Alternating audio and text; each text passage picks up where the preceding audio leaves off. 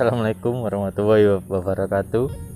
Perkenalkan, nama saya Enza Zura Ranadipa dari kelompok 1 absen 1. Perkenalkan, nama saya Evan Raditya Taruna Putra, absen 3. Perkenalkan, saya Evi Mujahida, absen 4. Perkenalkan, nama saya Elita Tasya dari kelompok 1 dari absen 2. Hari ini saya akan menjelaskan tentang Candi Badut. Candi Badut adalah sebuah candi yang terletak di kawasan Tidar di bagian barat Kota Malang. Candi Badut berasal dari kata badut, diduga berasal dari bahasa Sansekerta yaitu Badyut, yang berarti sorot bintang Canopus atau sorot Agastya.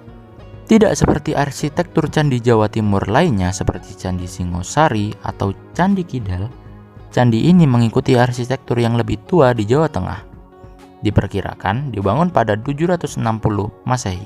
Oleh karena itu, dianggap sebagai candi yang tertua di Jawa Timur. Candi ini ditemukan pada tahun 1921 berupa gundukan bukit batu, reruntuhan, dan tanah. Orang pertama yang memberitakan keberadaan Candi Badut adalah Maureen Bridger, seorang kontrolir bangsa Belanda yang bekerja di Malang. Candi Badut lalu dipugar kembali pada tahun 1925 sampai 1927. Pada bagian dinding luar, seharusnya terdapat relung-relung yang semestinya berisi arca. Namun, tidak banyak yang tersisa di relung-relung bagian luar candi tersebut. Satu-satunya arca yang tersisa di candi ini hanyalah arca Durga Mahesa Suramardini yang terletak di bagian kiri candi. Arca Mahakala dan Nandiswara. Mahakala dan Nandiswara merupakan sepasang arca penjaga pintu masuk candi. Nandiswara merupakan salah satu aspek Dewa Siwa berupa nandi yang antropomorfik berbentuk manusia. Ia digambarkan berdiri dengan siras cakra di belakang, bertangan dua, tangan kanannya membawa camara, tangan kiri membawa kendi, dan di kanannya terdapat trisula. Mahakala merupakan perwujudan Dewa Siva dalam rupa menyeramkan. Ia digambarkan dalam keadaan bertelanjang dada dengan menggunakan kalung berkain lipatan besar di bawah pusar, dan tangan kanannya menghunus pedang dan yang kiri mencekram dada. Arca Mahakala berada di sisi kiri pintu candi dan arca Nandiswara berada di sisi kanan pintu candi. Arca Ganesha.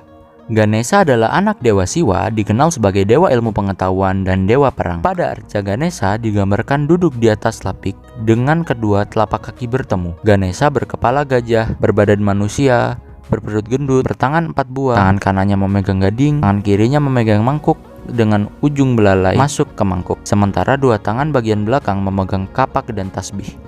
Arca Durga Mahesa Suramardini merupakan salah satu aspek dari istri Dewa Siwa, Parwati. Durga merupakan aspek ugra atau marah. Parwati yang muncul untuk mengalahkan raksasa Mahesa Sura.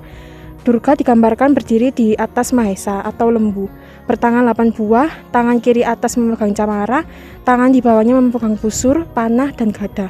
Tangan kiri bawah memegang rambut raksasa atau asura. Tangan kanan atas membawa tasbih, tengah panah dan lop cambuk. Tangan kanan paling bawah memegang ekor lambu atau Mahesa. Arca ini juga memakai gelang tangan, kalung, kelat, dan subang. Arca Agastya. Agastya adalah nama lain dari Dewa Guru, resi murid Shiva dari India yang menyebarkan agama Hindu ke selatan termasuk Indonesia.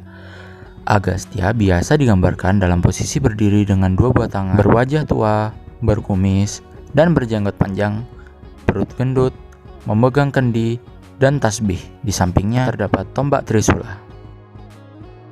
Para ahli menyatakan bahwa Candi Badut merupakan peralihan gaya bangunan klasik dari Jawa Tengah ke Jawa Timur. Pada ruangan induk candi yang berisi lingga dan yoni, simbol Siwa dan Parwati.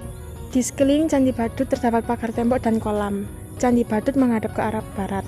3 buah sisa-sisa candi perwara di hadapannya dan dahulunya dikelilingi oleh pagar tembok. Candi berdena bujur sangkar dengan ukuran 11 x 11 meter itu tidak diketahui tingginya. Keistimewaan Candi Badut adalah lapik setinggi 2 meter tanpa hiasan sama sekali. Lingkungan sekitar candi itu sendiri, lingkungannya termasuk bersih dan terawat. Untuk masuk ke dalam candi, kita hanya perlu memasukkan nama di dalam buku yang disediakan di pos yang berada di pintu masuk Candi Badut ini.